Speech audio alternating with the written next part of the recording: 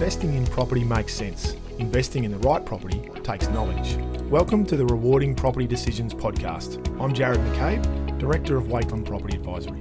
Join me for expert insights into the fundamentals, trends and opportunities to help you create long-term wealth through smart property decisions.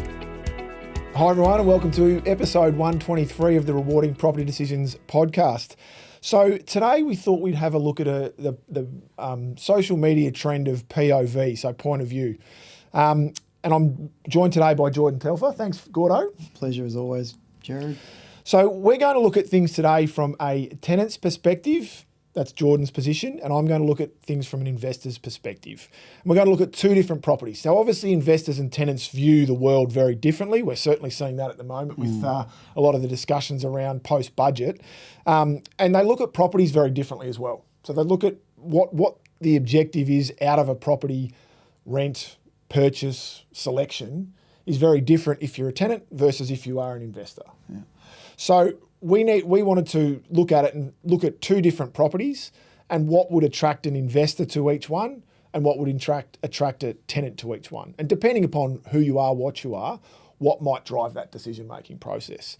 So we'll paste I'll give you a description shortly of each property so that you've got a bit of an overview. But we'll also paste a link to our blog on today's topic, that links to our website, and there'll be photos on that. But also, if you want to watch us on YouTube, then there'll be photos pasted within the video there as well, so you can get a bit more of a visual aspect as to what we're talking about. All right, so the two properties that we're going to look at are both located in North Fitzroy, and then they're both, one's a townhouse, one's an attached terrace house. So a bit of an overview. One of the townhouse is one of four. It's sold for $1.3 million within the last 12 months. Would rent for about $900 a week, we were estimating. So. Yep. It's 2 bedrooms, 2 bathrooms. It's got a single garage that's not directly attached to the townhouse itself, but it's on site. It's got an open plan living. It's had the kitchen and the bathroom both very recently renovated, so very, very modern and very attractive, and a really nice landscaped courtyard at the rear. Yeah. So that's the townhouse. The terrace house is it's a single-storey Victorian terrace. It's located in one of the best streets in North Fitzroy. It was probably renovated about 25 odd years ago, so it's a little bit more dated than the townhouse. It's got a central bathroom, 2 bedrooms, and then it's got a kitchen, meals area at the rear and a central lounge room. So it's not open plan living, 2 separate areas. Doesn't have off-street car parking. Does have a right of way at the rear though. And there's a little studio in the backyard. So it's not a proper bedroom, but certainly from an working from home office space type thing, it's got that. But street parking is very good in this street as well. So, and that one's probably going to rent for around $800 a week or early 800s. Yeah. And it's sold for just shy of $1.5 million also within the last 12 months. So similar market conditions as well. All right. So, Mr. Tenant, what are your thoughts, both pro and con, on the townhouse to start with? Townhouse up in Miller Street. I like the condition of it. I like the floor plan. It's good balance. So there is, there's living space. You've got segregation with the upstairs, downstairs, which is good. I like that. I like the courtyard. Yeah. It's low maintenance.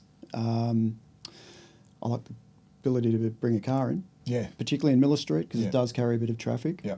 Can be a bit of a cut through. Yeah.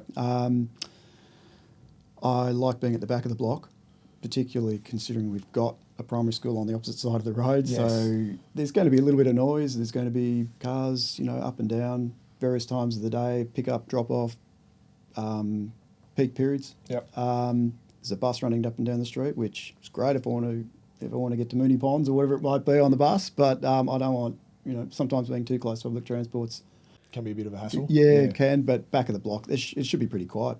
Yep. So that's good. Access to services? Yeah, pretty good. Yep. Yeah, it's pretty good. If I've got a dog or whatever it might be, just cut across St George's Road to Merry Creek Parkland, so that's nice. Yep. You do see people using those walking tracks a fair bit. It's really quite pleasant. Good tram transport down St George's Road. We're not too far, probably a reasonable enough walk to the sort of shopping village centred on Scotchmere and St George's Road, a little bit to the south. Yep. Yeah. Yep. So it's got everything around it that you'd probably want. Yep. that I'd be looking for. Anything. Make life more convenient. Little cafe in the street as well. So it's got that. So it's a little bit further away, certainly from the CBD, but hey, we're so close to trams. It's not a big deal. And if I really wanted trains, I could duck around into, I think it's Merry Station, just across St George's Road. So really convenient little spot. Looks like a pretty comfortable standard of living. The other thing I do notice about it, and I do like, is that a lot of places, rentals you see have, as they're required to, with rental minimum standards, heating and soon to be cooling in the living areas. We've got them in the bedrooms as well. And if it's upstairs, and I think this has got good natural light as well, but from memory I think it might be west facing. Upstairs could get a bit hot in summer. But having the light in there is good. And we've got the split up there, so cooling. That's just those little comfort things that do make a difference. So that's what I like about Miller Street for sure. Very good. So from an investor's perspective, it always helps that the tenant likes all of those sorts of things. So that's always a positive thing because it's going to mean I'm quite happy that I'm getting a higher yield, so the higher rent versus the value outlay. I'm probably a bit concerned about the address. The Miller Street address is a bit of an issue, being on a main, not a main road, I shouldn't say that, but it's certainly, as you said, a cut through. And then compounding that is the fact that it's opposite the school. So from if I'm looking at trying to, from a capital growth perspective, I'm trying to maximise my growth patterns. I want to have as many buyer parties as interested as possible. Having that busier street and being opposite the school could put a few home buyers off down the track, so I might limit my buyer competition. So I'm a little bit worried about that. It's great for some investors that it's nice and modern, that the money's been spent. But on the flip side of that, it makes it pretty hard for me to add any value when I'm in a town, when I'm in a development. So there's an owner's corporation. I'm not doing any extensions, and the garden's great, but I can't add anything there. And the kitchen and bathroom, which is where you'll typically add most value, are done. So I'm going to be relying, and because I'm also part of an owner's corporation, and I'm wondering whether or not I really want that when I'm spending that amount of money. I'd perhaps prefer to be on my own house. So that's probably my concerns from a townhouse perspective, or this townhouse perspective. Supply. And that's a good point too. So so you've got there are a number of it's not as though you're in a middle ring suburb where there's a lot of townhouses going up, but there are certainly opportunities, and there's a lot of commercial, industrial, not a lot, but enough that's being reconverted to residential.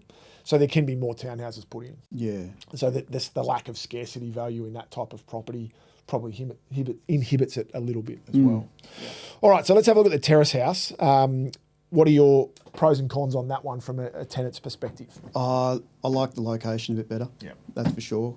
Miller Street being sort of at the northern end of Fitzroy North, sort of bordering Brunswick East at that point, whereas McKean is right at the bottom of Fitzroy North. So we're just that bit closer, and you feel a bit closer. We're right near Edinburgh Gardens. It's a couple of drop punts away from Edinburgh Gardens, which is for anybody that knows that, it's sort of in a northern area. It's probably it's one of the best. Apart from Melbourne, really. Yeah, it is. It's amazing there. It's beautiful. Public transport's really good. We're just that little bit closer again. Same St George Road tram, also down Nicholson. I think we're looking at a couple of different tram lines. Queen's Parade as well. Brunswick Street. I think it's You'd have Brunswick Street. Yeah, Brunswick Street. And Queen's Parade. Parade coming in. Bit of a hike. That shoots down Smith Street, I think, the tram down there from Queen's Parade. Probably does. You should know that. But there's definitely two different tram lines within spitting distance.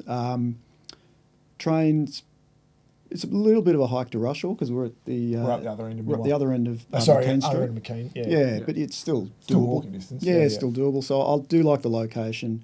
I prefer Miller Street in terms of its condition, no doubt about that. But accommodation is reasonably similar. Both courtyards, pretty low maintenance. This one doesn't have off-street parking though. Now maybe at some point somebody can bring that in. If you wanted to sacrifice that studio at the back, you might be able to bring one in as a little laneway at the rear. That's common. You could do that. Probably not lose too much of your courtyard. But as a tenant, doesn't have it. So I'd have to be pretty comfortable on parking on street, and I'll be pretty confident with McKean Street. It's pretty good. You're going to find it. You've got parking on both sides of the street and also up the middle as well. It's a nice wide street. So I'll be pretty confident as a tenant that I can and find what about space. Living space between the two? I mean, it's a bit tighter with that. Yeah, it is, isn't it, with McKean? So it's probably a bit more, if you like, livable, Yep. Miller Street.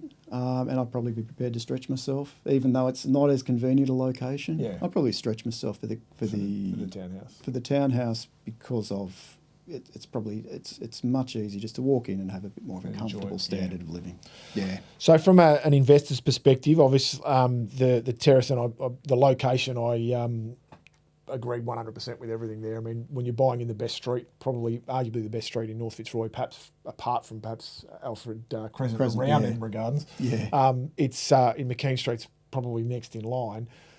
So that's to be in one of the best streets and to have all the access that you mentioned before is a really key component to selecting a good investment property. Yeah. I like the fact that it's in good condition, that it's very comfortable, very livable. The floor plan is exactly how you would want it to be. You don't need to do anything significant. So what we look for in that area is I like the fact that the fundamentals, the things that I can't change about the property or that are expensive to change about the property are already right. And I also like the fact that I could put a tenant in there tomorrow, no problems. But if I get down 3, 5, 10 years down the track and I'm in a position where I want to add value, this property very much allows me to do that. Yeah. And that will then allow me to increase my rental return when I choose, and then I can increase the value of the property at the same time as well.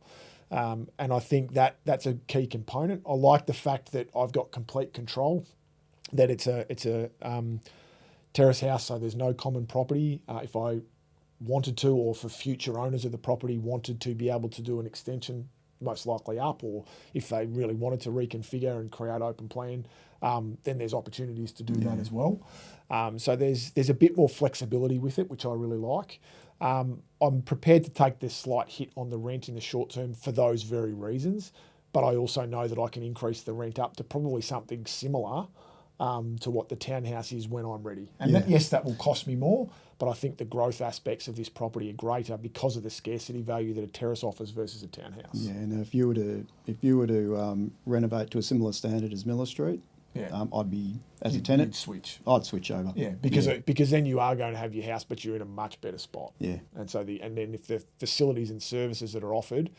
So we're going to be, instead of being around sort of 800, we're probably going to be up at 950 a week or something along those lines. And depending upon how we do it, could push even higher. So there's options there. So overall, from a point of view perspective, again, we'll take our individual hats off now and just discuss it. But it's probably the terrace house, and this will come as no surprise to anyone who listens to the podcast regularly, that the terrace house as an investment is going to be a better option, albeit that the townhouse may well have a greater rental return. Yeah, and you can see that right now. Yeah. Really, can't we? If our estimates of rental are Are pretty accurate. right. Yeah, the yield is better right now. But as you indicated, we're sort of hitting our head on the ceiling of where we can go from here, whereas there's a lot more scope with probably better underlying fundamentals with McKean Street. Yeah. You can get a bit creative with McKean Street as to how to add that value. Yeah. Yeah, the interesting thing about it too is that it's probably a broader base of appeal to it, because with Edinburgh Gardens just so close as somebody that's looking to buy maybe as a second home, 'cause it's probably at that point where it's a second home. You could see yourself lasting a little while with a child or two. You can have one child there comfortably. You don't need a backyard. No, because you've got the gardens right there. You've got the gardens. And then if you wanted to stay longer, because it's got the land out the back where the studio and things are. I mean, as I said before, it's not really a bedroom, but there's at least it gives you, if you do work from home or you need another space, you've got that to go to. Yeah. But you can also, and I didn't say this, and I think you might have mentioned it, but you've got, if off-street parking becomes really important, you've got the flexibility to be able to add that in terms of adding value as well. So, and the backyard is quite good in terms of its space, because there's still, even with the studio in the backyard, there's still enough space to have a little outdoor entertaining area. So there's quite a bit of land there that's still usable. So yeah, it's a good option. Yeah. Very good. All right. Well, that's about it for episode 123 of the Roaring Property Decisions podcast. Thanks for joining me. No worries, Jarrod. If you'd like further information, please visit the website, wakeland.com.au. Otherwise, please feel free to share the podcast far and wide. Subscribe to our YouTube channel and to the podcast channels that you prefer. Have a look at the blogs, particularly this week, given the photography and things that will be in there to just paint a bit more of a picture. But otherwise, we wish you all the best with your property decisions.